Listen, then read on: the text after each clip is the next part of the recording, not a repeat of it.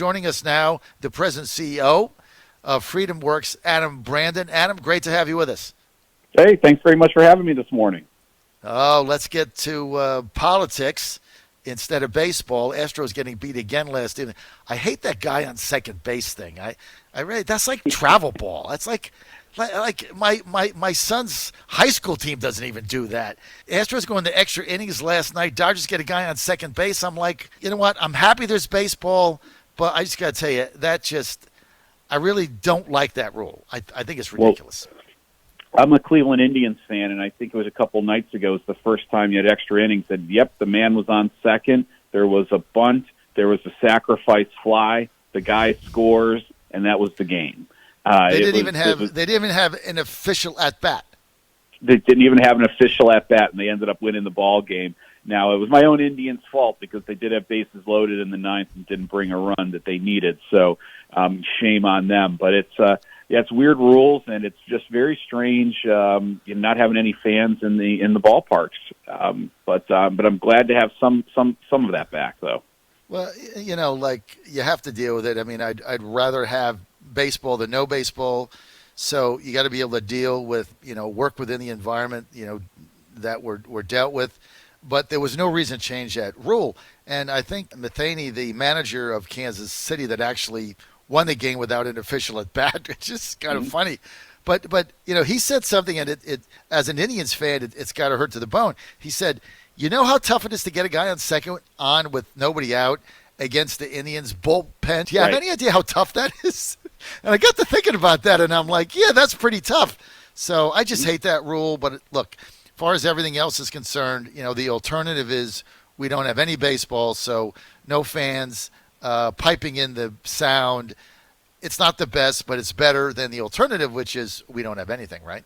And this is probably one of my last years being able to watch the Cleveland Indians because, as we all know, they're probably going to be changing their names in the next year or so. So it's actually kind of a hard year for baseball for me because my dad was an Indians fan. My dad's dad was an Indians fan. My dad's dad was an Indians fan. And my wife is pregnant. And we have a little boy on the way. And I'm just hoping I get a chance next year to take our son to an Indians game to pass on the tradition before it becomes, I don't know, the Cleveland Very Peaceful Trees baseball club. The Washington Redskins and Daniel Snyder did the Cleveland Indians baseball club. I mean, you can't grow up as a little kid saying, I root for the baseball club. You can't do it. You have a name, right? You got to have a name. What's going to hurt the professional teams in the long run with all of this is that it's not. I don't follow the team for the players. I can name you a bunch of the players, obviously, but I follow the team for the tradition. It gets passed down when you're a little child and growing up in Northeast Ohio. You get taught these teams. It's part of growing up. So when you start breaking up the names and breaking the tradition, it gets harder and harder to follow. It gets hard. My interest in professional sports begins to wane. And eventually that ends up in my pocketbook, choosing to spend my dollars other places and not with these professional teams. And my wife and I already made the decision a few years ago. We don't buy Nike. And I'm sure Nike doesn't give a rip that we don't buy Nike. But if enough of us start buying it, and as time goes on, and I think of all the sporting equipment that my kid's going to need someday, that we're going to be buying Adidas and buying other brands, and if we're not taking our dollars to Major League Sports, that adds up, and that ends up hurting the bottom line of the sports in the not too distant future. Adam Brandon, I'm happy we're on this topic. It's not planned; it's kind of organic, but I love it because it's so true. Because we grew up in the same thing. I'm an Astro fan. My father was a Colt 45s fan when they started. So that traditions, all my sons have watched Astros games forever. But when I grew up, you had the team, but then you also had the players, right? Because back then, a trade was like a big deal, right? They didn't happen that often. And a lot of, you'd follow the play. Today with free agency, you can't follow the players. You got to follow the team because they're too interchangeable. And so you're right. I mean, you take the name away, you take the tradition away, and then it isn't anything. It's a non-entity. And I hope the Indians' name doesn't change. So far, your owners have said no. The Indians owners have said no. And I think that's what you have to do to the cancel culture. You have to just say no. It's like the guy did with the Goya Foods. He just said, the hell with you. No. And people went out, like me, and bought $50 in Goya food that I don't even know what it was, but I've got it. Yeah, and the cancel culture and all these long-term problems that we're facing right now, this wokeness and this cancel culture may be the most insidious, and it's the most, I hate to say it, but it's the most comparable when you think about socialism and indoctrinating people. This is possibly that part that I fear the most of what the long-term legacy will be. It's when people start self-policing their thoughts for fear of offending someone, then you keep your mouth shut. And that's what totalitarian regimes are built upon. And we all want everyone to feel safe and comfortable in society, but my gosh, you talk about an overswing, and I'm hoping that what we're seeing is not the beginning of cancel culture, but kind of the overreaction and the end of cancel culture in the coming years. No question about it, the end of the cancel culture. Is there going to be a reverberation? Is this going to backfire on the left? Eventually it will. My only concern is how much damage will be done before that. We're just not fun as a society anymore. I hear comedians like Jerry Seinfeld talk about how they won't even go to a college campus anymore. And that's something that's taken away the joy of life, is the ability to laugh and relax. And it seems like right now, what water bottle you choose is a political statement. And I feel sorry for young kids that every single thing they do, it becomes a political statement. Every consumer product they buy is a political statement. I'm in my early 40s, and I remember one of the reasons I think America seemed to be a little bit nicer of a place a few years ago was that even if you were a Democrat, not everything, and I'm a Republican, not everything in life had to be political. We could find time, find commonalities. We could go to the ballpark and enjoy a hot dog and watch a sports team together. But now even the name of the team and, every single part of the process has become politicized. And then when it becomes politicized, it becomes sensationalized. And when that happens, society just becomes exhausting. And that's the detriment of our entire society. If we don't have places we could just relax and have fun and enjoy life. And get out of the political arena and escape from it. And that's why I was telling my listeners earlier, we have a suite here at Colonial Downs. I'm a horse racing fan, and so I do my show here. I have a studio set up, 5 floors up, overlooking it. So far, the racing industry has avoided all sorts of political involvement. There's no Right. text, there's no tweets, there's no Facebook. It's just, you're watching a stakes race, you're trying to pick the winner, and you're following it, and it's a complete escape. I mean, I tell you what infuriated me last week is getting tweets in my Twitter feed from Major League Baseball, from MLB, making political statements. I got to tell you, Adam, it infuriated me. And I didn't even care what they were saying. Like, I don't care what you think about the political environment. Put your baseball teams on the field, get the job done, figure out the protocols, get the games on, schedule them. I don't care what you think about Black Lives Matter or anything else. I go there to escape it, not to get further involved in it. Well, Does that make sense? I have the same thing. I'm the teams that I follow, I get these breaking news alerts, and it's usually some white coach that gives some fiery speech on combating racism. And it's like, okay, I've seen this speech now 50 times. We have a problem with overexposure here, and it takes away. When you do this, it takes away from some of the real problems that we're facing. And I was thinking about with all these protests in Portland, Oregon, that happen every night, and it's like a little bit of Baghdad in an American city. And I think if these protests, I don't think people even remember what the protests are about. But can you imagine if they took that time and put it into volunteer tutoring to some of these kids in the inner city who are not getting an education right now and are desperate to have someone teach them how to read and write because the schools are closed? What if you put your efforts into doing that? You would do so much more good for society than throwing rocks and Molotov cocktails at federal agents. But again, I go back to it. I don't even think people realize what they're protesting about anymore. It's just anger. Well, and it's there's no consequence to the action, right? You can loot, you can smash, you can grab, you can burn, you can destroy, you can bomb, you can put on fire, and there's no consequences, and you've got mayors and city council members, egging them on. It's just, I mean, it's a surreal environment. You're probably getting this extra unemployment check that means you're getting paid more than you were when you were actually working. So the incentives are perverse. And I do think, going back to something you said earlier, we're getting to a point, and I was looking at statistics here in America. You got 25% of America is really conservative, 25% is really liberal. That 50% in the middle in America, these are the folks that mostly live out in the suburbs and all, they lean center right overwhelmingly, and at some point they just are going to get a little sick of everything being always about politics and being polarized, and they're just going to want to return to normalcy. And that, I guess I'm taking it back to politics then, and what that means in the long run is that will be very good for Republicans who want to return to normalcy and don't want to just continue these lockdowns for years. And it's important to figure out the safest way to get our schools open, and that will be to the advantage to our side in the long run. Let me ask you something. How does President Trump take advantage?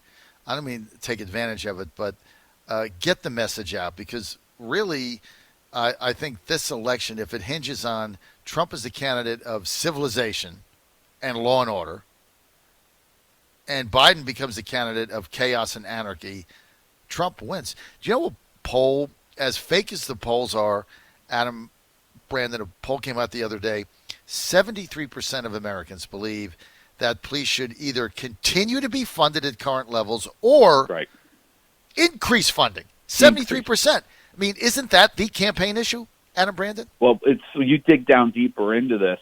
If you go into, let's just take let's pull a random 65-year-old, African-American woman in the inner city someplace. Guess what? She wants more police. Why? Because she wants to make sure that her communities are safe. I've talked to numerous folks like this that have signs at the door saying, "I don't dial 911," because they've got a very dangerous neighborhood, and so they're arming themselves to protect themselves from drug dealers and criminals in those neighborhoods. They want more police because even though they're in a poor neighborhood, they want law and order and safety so their kids and grandkids could go out and play in the street and not be in danger. So that person doesn't want the cut funding for police. They want more funding for the police. So this is, you get into the suburban neighborhoods. I don't think you've met anyone out in one of these communities that's going to say, "Hey, I don't want to pick up the phone if there's a problem, have no one on the other side." Yeah, it's a winning issue. You're on the John Fredericks Radio Network, trucking the truth across America. I'm in New Kent, Virginia today at our studio overlooking Colonial Downs. With me is Adam Brandon. He's president and CEO of FreedomWorks. More information, go to freedomworks.com. And then Adam Brandon, sorry. I was born with 3 first names, Christopher Adam Brandon, so I'm basically people think I'm in the Witness Protection Program. CAB, right? That's anyway, right. Adam Brandon, Christian Adam Brandon. So if you're advising the Trump campaign right now, if the president called you up and said, "Hey, tell me, what do I need to do? How do I win this election? How do I turn the corner?" Adam Brandon, what would you tell him? Well, there's several things. I would make sure I've spent a lot of time campaigning in suburban Pennsylvania, but I would also talk about, remind people about the Obama economy and then the Trump economy. Coming out of coronavirus, we're going to have a choice between 2 of these economies, and which one do you want? And by the way, I just wrote a piece that over half of all little economic growth there was under Obama, that came from developing of the fracking industry and oil and gas. And Biden's talking about shutting that down. The hardest thing for Trump is to try and get Joe Biden out of his basement, which he's going to try not to do. But I also think you got to be very careful if you're Trump playing this game on the COVID body count that everyone is so obsessed with on cable news, because what we're about to get into is it looks like we're still in the first wave and it's starting to peak. You're seeing the new cases going down in these states like Florida and Texas. But what you're going to have is that lagging indicator of deaths are going to go up. So I predict in the next 2 or 3 weeks, what you're going to hear is a whole lot more about deaths are rising, but the cases are going to go down. And what that could mean when I'm looking at the trends is that, yes, you'll have some more outbreaks in different parts of the country, but probably by the end of the summer, the numbers should be coming down. So it's one of those weird, fickle things that those numbers go up or down. But I think what you're getting to is just this basic getting out there, communicating that message, particularly to the suburbs where it's really places like suburban Pennsylvania, suburban Pittsburgh, suburban Philadelphia that are going to win or lose this election for him. No question about it. And he's got to get out there, and there's got to be a juxtaposition.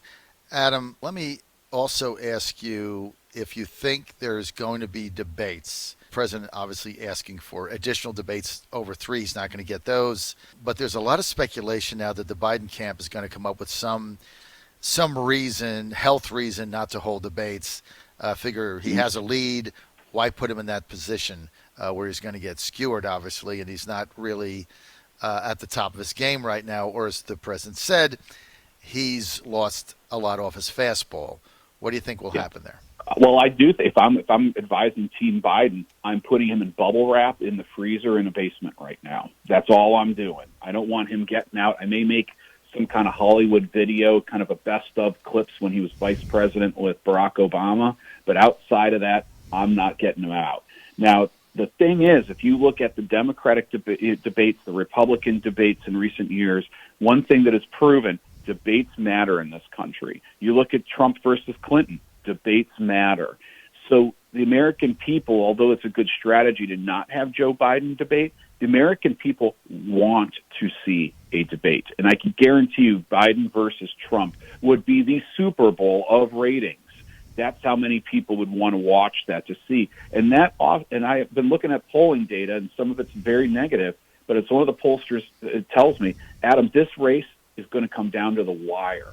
This is one of those ones that's going to close very rapidly because Americans just are still not paying attention to the presidential race and don't believe a poll or look at a poll until after Labor Day. I mean, we're weeks away from that. So what you're going to have is an old traditional, say, 1950s, 1960s presidential sprint. So coming out of whatever the conventions be, even if they're just a giant television show, you're going to see that clash of ideologies, and it's going to be a sprint to the end, and it's going to be a particularly hard and fast sprint. And as I mentioned, some of these suburban areas in Pennsylvania and the upper Midwest. I think you're right, and I think the election is going to start to turn. I think it's turned now. I thought coming out of Mount Rushmore, the president started to get his footing back. I thought he wasted that weekend with a ridiculously stupid tweet about Bubba Wallace or some NASCAR driver that nobody heard of. And look, my advice there when I was there a couple of weeks ago is this is like a basketball game, and you're in the fourth quarter. There's 9 minutes to go, and you're down by 13. Here's the bottom line: you simply can't waste a possession. And by sending out dumb tweets, picking fights with people nobody heard of or cares, punching that down, the media punching gets below your weight. Yep. Mm-hmm. What you just said, you punch below your weight. You're the president of the United States. Action, action, action. Tell us what you're doing. Keep the initiative. Keep Biden on the defensive. Lay out your manifesto for a second term. Picking fights with Bubba Wallace. Look, I don't care who you pick fights for. The day after you win, you can do that for the next 50 months. It doesn't matter to me. I get it. But you're wasting days. You got 97 days. Every day you waste is a day we can't win. John, I think what they're waiting for is the convention to give the speech of this is what the second term will be about. That is going to be a critical component. And I honestly wish they would roll that out sooner, right? I wish they would have rolled that out at the out at Mount Rushmore. Just what the second term of Trump is going to be. And I think the strongest argument is going to be we're going to return this country to where it was back in March of this year. That's not that long of a stretch. Trump has proven, rolling the regs back. And he doesn't even need to get into the details of what he did, but just remind people of how if you wanted a job, you could get a job. If you wanted to earn more money, you could earn more money. Get back to that period in American history, which wasn't that long ago. And get away from some of this weird transformative stuff that Biden's going to be talking about. I think you show that clash. People remember how they felt just a few months ago.